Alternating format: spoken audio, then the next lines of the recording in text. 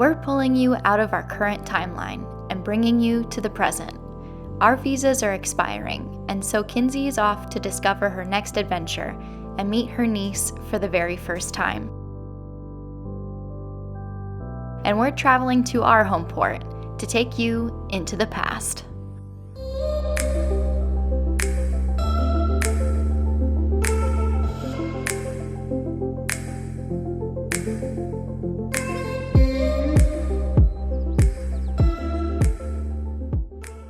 First off, I just really want to thank everybody that wrote in, not only just comments, but suggestions on future videos and giving us a lot of really good feedback of what you'd like to see in between now and when we get back to the boat. The boat is safe and sound in Puerto Escondido. Yeah, just thanks for giving us some advice about hard drive stuff. We'll figure that out when we figure it out.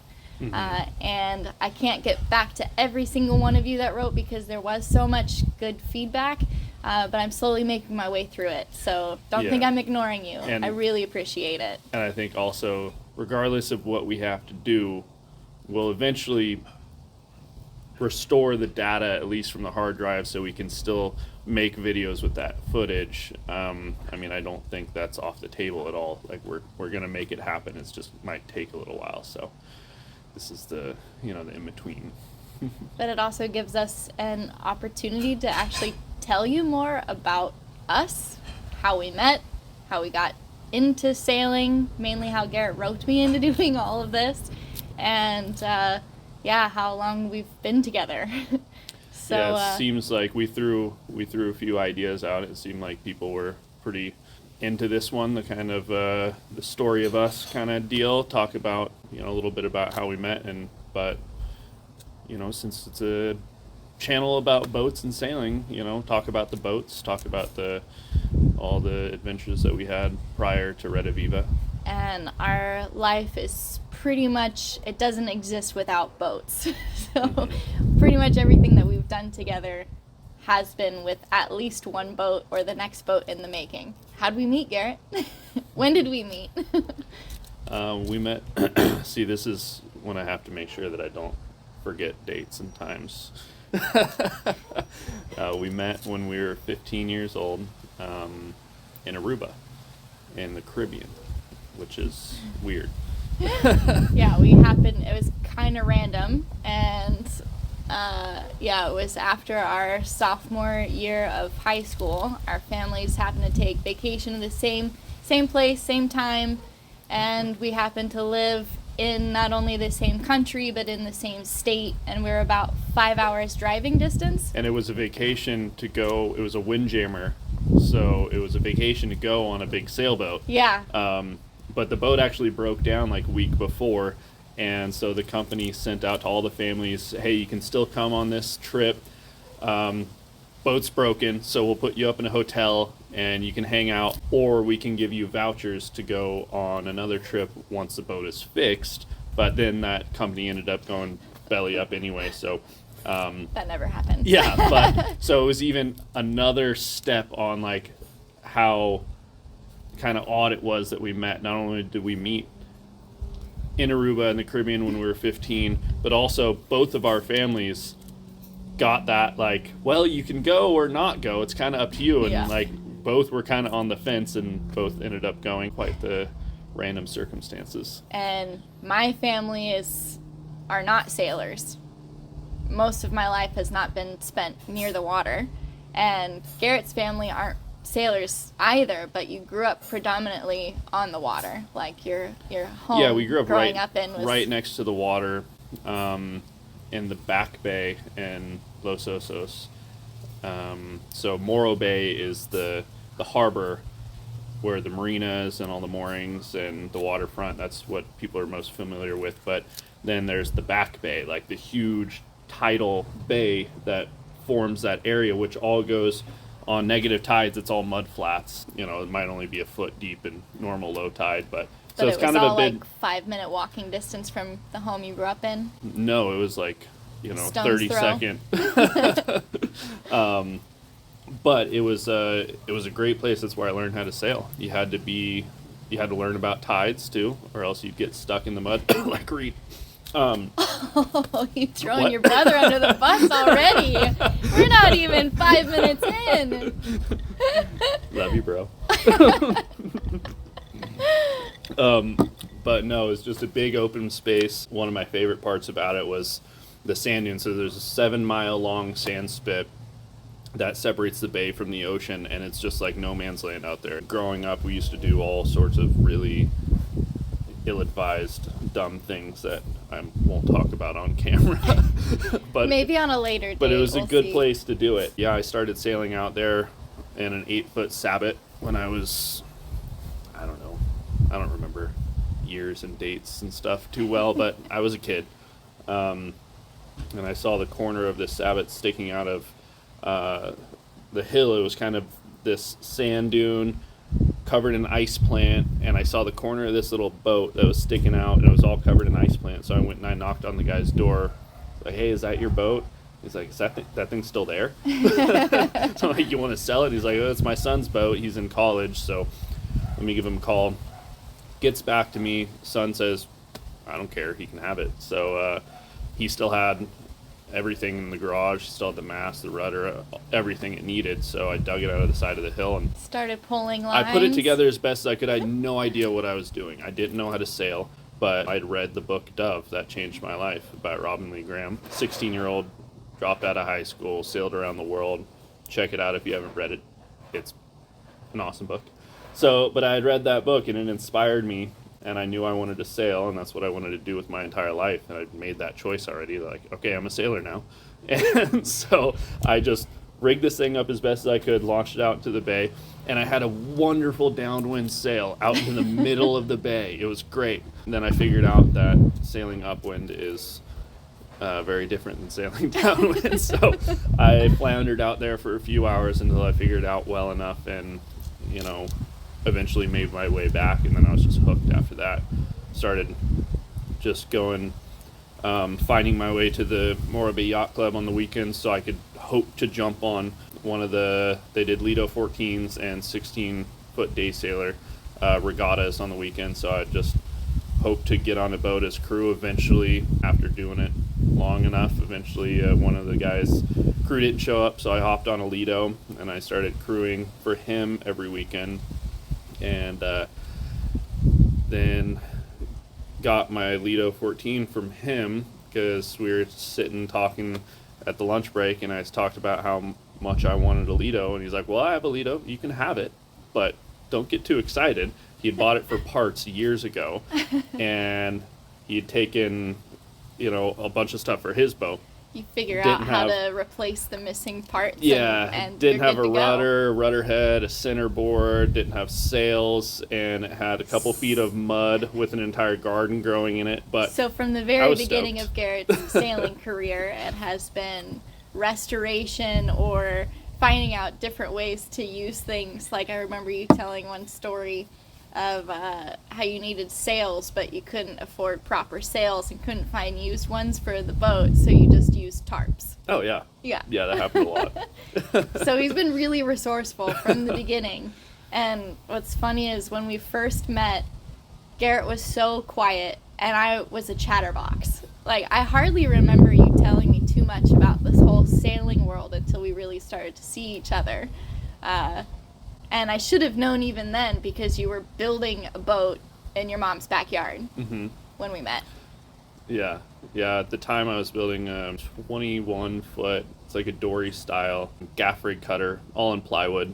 And that was, I guess you could say the third boat, if you count the first two. The first one we called Did the first two sail? Yeah.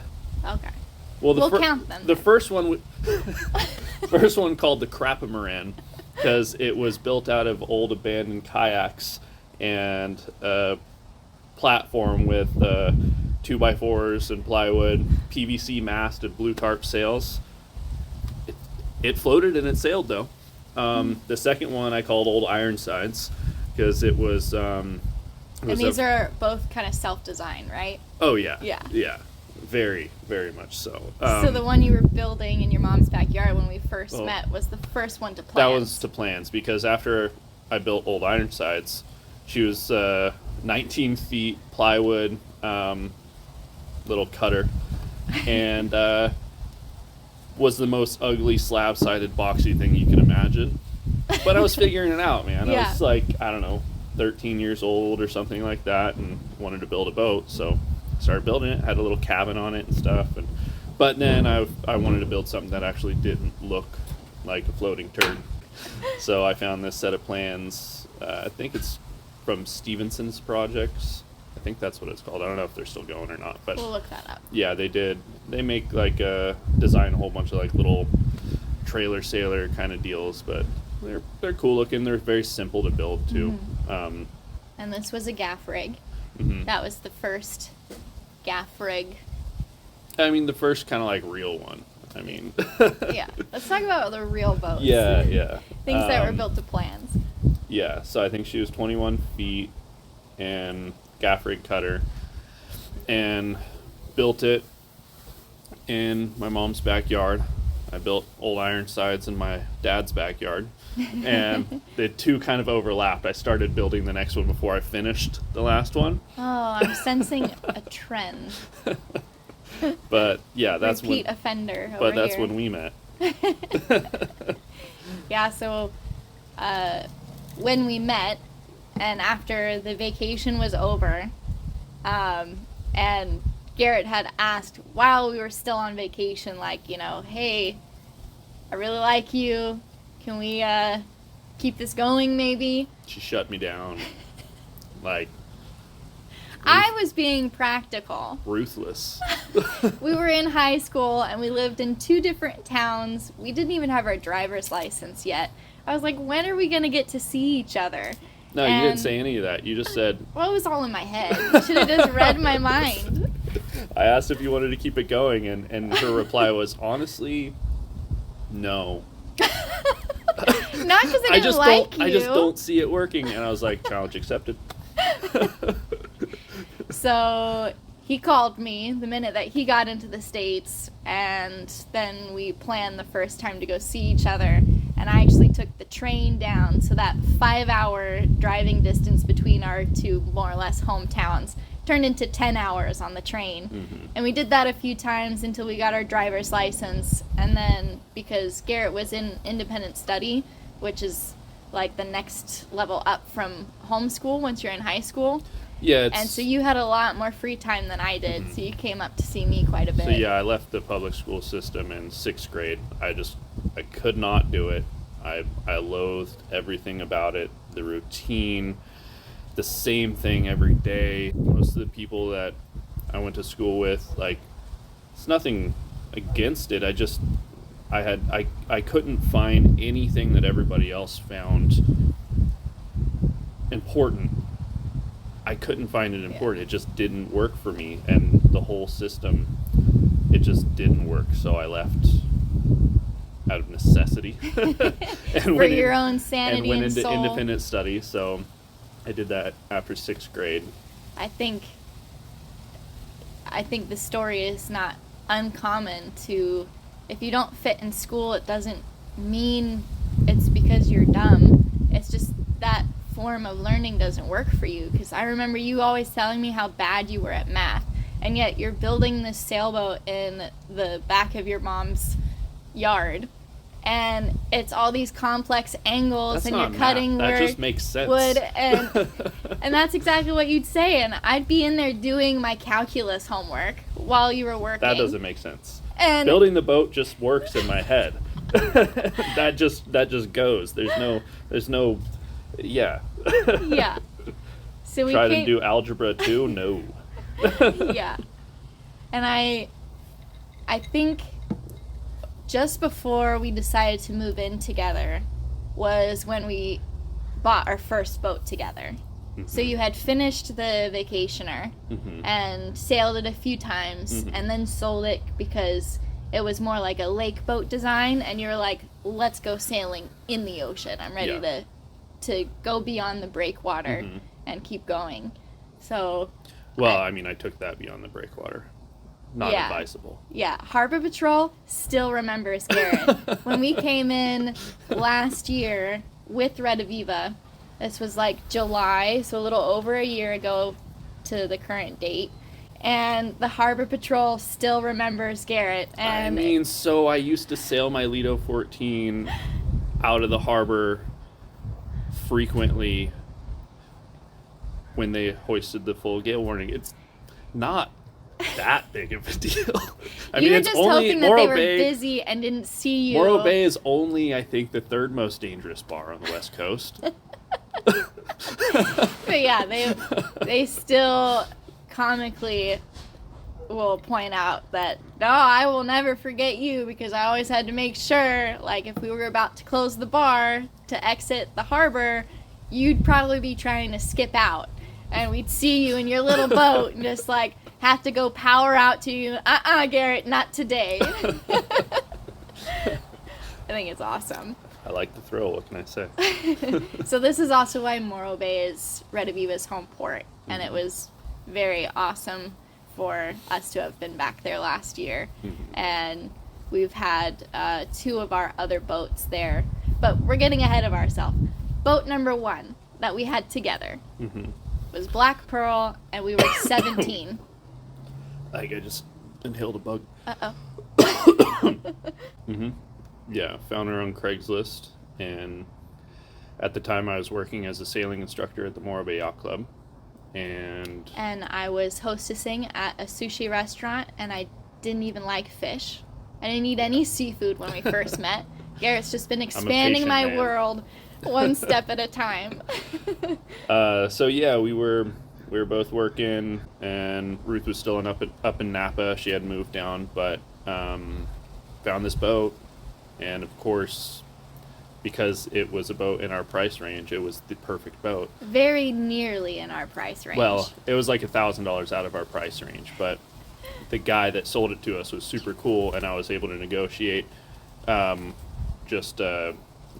labor. Work trade. Yeah, he had a new, a big, like 40-something foot plywood trimaran that he got, and it needed a bunch of work, so I spent, a handful of days with him in the Ventura boatyard, tearing apart plywood, rebuilding, glassing and stuff. So we got this boat, Black Pearl. It was a 1964 Cal 130, and we got her for $4,000, and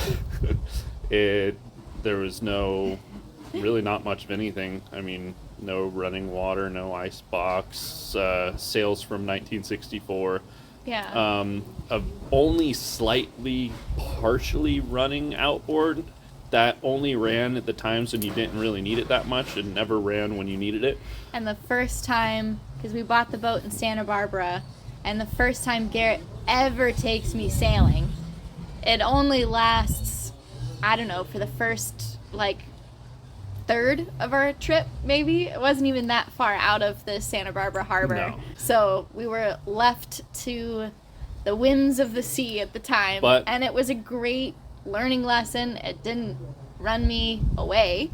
But that's how it always was for me. I mean, I could never afford to have a running motor, so I just sailed. Used to things breaking down, or just make all sure the boats you can before sail? just sailed. Yeah. Any outboards that I ever had, they were old, free hand-me-downs, and they only kind of ran sometimes, so I was a sailor. So the first time I ever took Ruth out to sea was sailing north from Santa Barbara to Port San Luis around Point Conception in a full gale. And it wasn't supposed to be a full gale. It happens a lot. Point Conception is, plus back then I never really watched the weather too much. I just kind of figured, if it's going to happen, it's going to happen out there. Yeah, I watched Captain Ron too many times there, buddy. No, I was just an adrenaline junkie. But anyway, so I took her north around Point Conception in a gale, and I'd been around, and I had already sailed quite a bit coastal. So,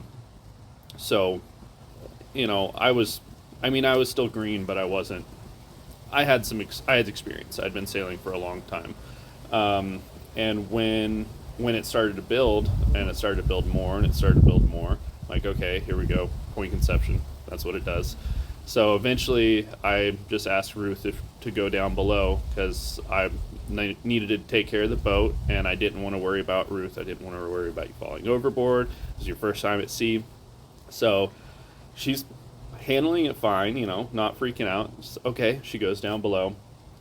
And then I'm sailing the boat, and after a while I realize it's been a while, and I haven't heard anything, and it's gotten even worse, and the boat's on her ear, we're getting thrown around. I'm like, I should really probably check on her, make sure she didn't like hit her head or something. And I go down below, and she's sound asleep in the V-berth, just with all the pillows and sail bags and everything. Told me to go take care of myself. Totally conked out. I'm like, all right, she's good. So I've kind of called it my lame superpowers. Like, if I get nervous or scared or really bored and just need to pass the time, I can pretty much fall asleep at any given moment. So that's what I did. So I knew that it would probably work out if she could sleep in the V-berth through a gale bashing to windward in a 30-foot boat.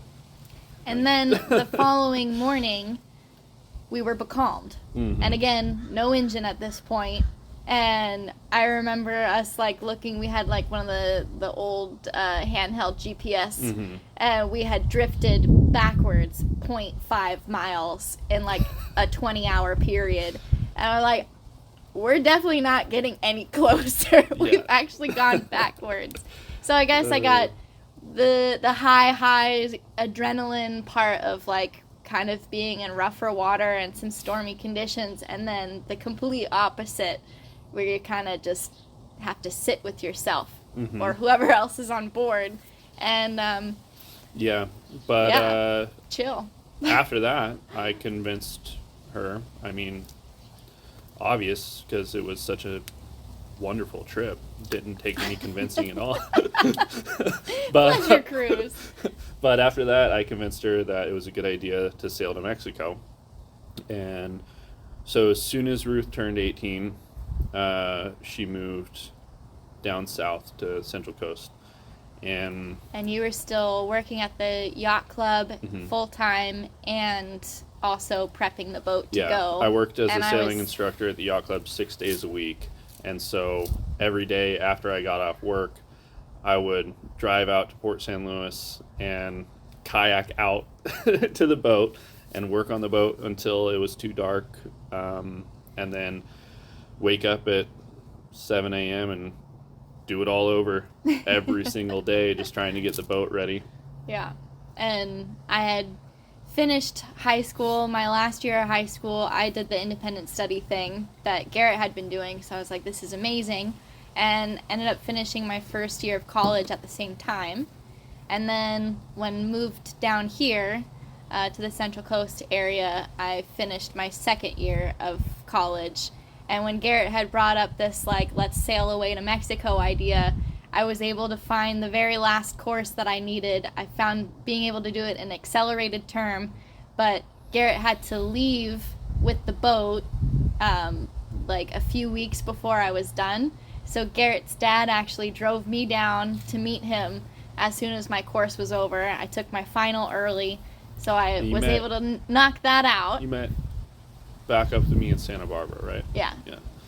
Yeah, so I only missed like the first leg of that journey down. But yeah, Garrett's dad was a rock star because he drove me down and then spent a whole weekend helping us get the rest of the stuff done on the boat. Mm-hmm. We hauled the boat out, repainted everything. It's the first haul out the boat it had in over a decade. Yeah. I mean, it had a coral reef on the bottom of it.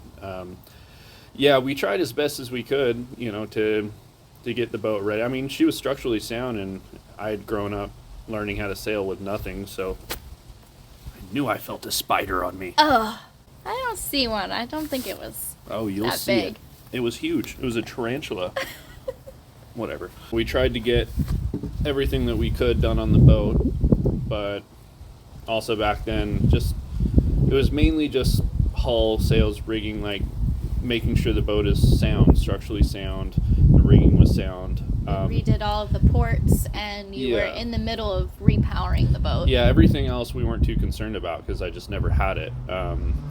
we, like I said before, the outboard that it had barely ran, and I was able to find a really, really good deal on this little 2-cylinder diesel from the local boat yard. A boat had fallen over in a storm, and so it is totaled, and insurance totaled it, and had an old but good 2-cylinder universal diesel. And I was friends with the guy that ran the boat yard at the time, and he sold it to us for $500, which is a great deal. But it was, I mean, we did not have much money, and so we got this diesel, and I was in the process of installing it. I had to do a bunch of work on the boat, completely cut out the engine beds, go back down to the hull, and then I had to epoxy in plates with studs. It was a thing. So it was taking a while, but we decided to sign up for the Baja in 2010 to go down with the group. And this gave us a date. Yeah. And I think that was the most important thing, even to this day, that we'd never regret doing, because it gave us that leave date. Yeah, I mean, And it's so easy to just say the boat's not ready, we'll go next year, we'll go blah, blah, blah. But, like, I guess for us, we had that date, and the engine was in the boat, but completely useless. I mean, nothing else was hooked up, and we didn't have a fuel tank, we didn't have electrical to it, we didn't have a prop. It was really just extra ballast at this point. Yeah. And it came time to leave. The date was getting closer and closer, and so we said, well, do we wait another year till next season so we can finish installing this engine, or do we just leave without an engine, because that's how we always do it before? And so we decided to leave, and we met up with the fleet in San Diego, and then crossed the border. Yeah, we still had the use in California of our barely functioning outboard, but it would work sometimes when it was happy, but that was able to get us out of the San Diego harbor. Calm harbor, it was kind of okay. Yeah. Until we left San Diego. But that first day out of San Diego, and we weren't using it, we were sailing, but we got some heavy seas, and that outboard got completely swamped and never ran again. So as soon as we left San Diego, we were 100% engineless. And so we did from San Diego to La Paz, completely engineless, and then... Which kind of made it a bummer.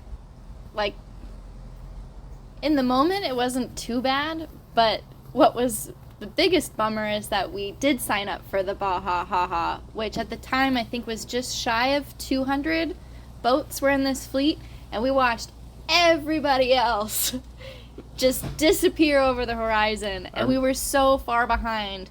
We got very last place, because it ends in Cabo, and we were the very last boat, minus I think the one or two that had troubles, and they never made it to Cabo. I remember sitting in Bahia Santa Maria, and the whole fleet left because it was the scheduled day to leave, and it was just an absolutely beautiful but windless day, and we watched 200 boats just disappear over the horizon, motoring away, and we're sitting there with limp sails, just trying to tack back and forth, trying to find a little breeze here, a little breeze there.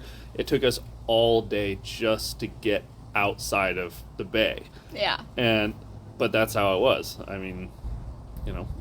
And we came in to Cabo. We're able to take a shower because friends of ours had gotten a slip in the marina there. Took a shower, and we're like a quick shower, which was the first we had had since San Diego, which might have been like 2 some odd weeks before that, which for me was the longest time I had gone without a convenience like that. So it felt amazing. And then when we're walking to the awards ceremony, which is the very last event, they were calling our names, so we just walked right up onto the stage. Like, we barely made the very last event.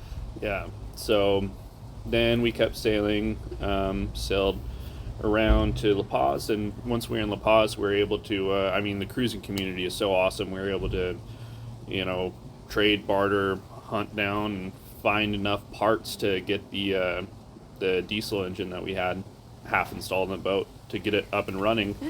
But still after that, the only prop that we managed to get for it was just wildly underpitched, so the engine only worked in calm, going into a calm anchorage when there's no wind or current or chop. Yeah. But we still had to sail. Yeah. I mean, almost all the time. And on that trip, the only other, maybe we could go into more detail on this boat because we had her for quite a long time, and Garrett did do a lot of work before we left to do this Mexico trip. And I guess even a little bit more why we decided to do the Mexico trip, but we're just really spontaneous. So that really is the whole reason that we did it. Was just like, why not? And that's kind of how we've lived our life. And I think what really has brought us together and keeps us together is that spontaneity and just kind of rolling with the punches sometimes. But the only other part that was kind of a major failure on the boat, no problem of the boat, it was just an old part, but the gooseneck. And this was one of the first, jump into action. Garrett's telling me to take the tiller. I'm like, what is even happening? And you wrestle the boom and you got it all lashed, and we sailed another 500 some odd miles with just the boom lashed. And then when we got to La Paz, super random, this guy happened to have one from a similar boat and got that replaced. But other than that, we had a pretty decent sail. We had some scary times, we had heavy but weather, and we had no failure on the boat. We had some really heavy weather, and then we had days and days of just no wind, Dead bobbing calm. around on Yeah. a flat sea. Yeah. We should, however, this is why I was thinking we should wrap up or figure out what we want to say. We're going to have to either split this up into multiple episodes because it's been 35 minutes. Yeah. I feel like we wouldn't do our other boats justice, but there's a lot because Black Pearl was the first. So there's a lot that I feel we could go into even more detail with that. But maybe we want to give a somewhat of a reason why we sold Black Pearl when we did, because that sort of launches the next trajectory of our life, and maybe a quick overview of the other boats, and then do a more in-depth about the other 5 boats. Yeah, I think this is part 2. This is going to be a part 1 of a multiple part series because that's just, there's a story. I'd rather tell the story. Yeah, absolutely. I think throwing it out to you guys too, if you enjoy this format, we could talk boats all day. And we'd love to go into even more detail. Maybe it'd even be better to break each boat up into their own episode. I don't know. I think this episode will cover how we met and our first boat. We got to La Paz and we spent some time cruising around the islands, and we decided that the lifestyle was absolutely for us. We wanted to sail. We wanted to continue that. But the boat was a limiting factor. She was a very small, light coastal cruiser, fiberglass boat, 30 feet. And she was fine, well-built boat, but we wanted something more serious for more offshore cruising and to go further and not feel that kind of that limitation. So we decided that we would sell her and get ourselves another fixer-upper cruising boat that more was capable, that had stronger maybe a little bones, bigger, something heavy, more stout, that still needed work. We could fix it up, that's not the problem, but we just wanted to start with something more robust. I think Black Pearl and sailing down to Mexico was that first taste, and through all the ups and downs, I think we were both just we could probably do this forever. Mm-hmm. And if we find out the right boat and a way to be making money along the way, like, that would be primo, and we wouldn't be held back by anything. Yeah. And so we sold the boat down in Mexico, and then we come back up here to this area. Well, don't forget our plan, our 6-month plan. Yeah, this is why we don't make plans anymore. Because 6 months, Our second boat, Garrett finds the boat because I had started working and you were working part-time. Found the next boat, but it was our first wooden boat. So when we decided to sell Black Pearl, we had a 6-month plan. We were going to come back to the States. We were going to find a solid cruiser, fixer-upper, but, you know, we were going to find that boat. We were going to put the work in, you know, just hit it hard, and then be back cruising and be back heading down to Mexico like the following season. And but then my lifelong self-destructive addiction of wooden boats started. Began right there. And we were looking at boats, and I remember when the first wooden boat came up, and I was like, oh, yes. And, like, you know, it was just something, because I've been a woodworker my entire life, and you know, I love old things. I've always loved old cars, old architecture, old boats, everything. Just the craftsmanship that goes into them, and also just the, I don't know, what's the word? The pride that goes into things, that the way people used to build things. Mm-hmm. And I remember looking at the first wooden boat. We didn't buy that one, but I was just like, this is there's no other option. And so we looked at other boats. We even put down payment. Circling back to a wooden boat. Yeah. And so then we found her, and that was the next boat. And the 6 months turned into, I don't know how many years before we, like, started actually sailing again. Well, I mean, it was 2011 when we came back from Mexico, and we got down there this year again, 2022. Yeah, but we sailed on other boats. We sailed. We did all the coastal, but like, we just did. It was 6 months back to Mexico. Yeah. And it's been 11 years to get back to Mexico. Yeah, But we've done a lot. Like, a lot has filled in that time. So much has been learned. Yeah, we've had some great experiences, some rough experiences. That'll be, I guess, episode 2. Episode 2. Baltia. Starts with our first wooden boat, and we had another one. And another one. And we'll see. Maybe the next episode we'll be able to do a couple of the boats, because those were quicker turnovers. Maybe we'll do the 3 wooden boats that were all right after each other. We'll do those in one. Mm-hmm. As we said before, this is the first time doing something like this. So let us know. Give us feedback. If you want us to speed things up and you want more action, you know, we can trim the fat. Thanks for watching, and can't wait to hear from you guys. Cheers. See ya. Woo! That's the early story of how we started this whole I guess thing. our beginning. Yeah.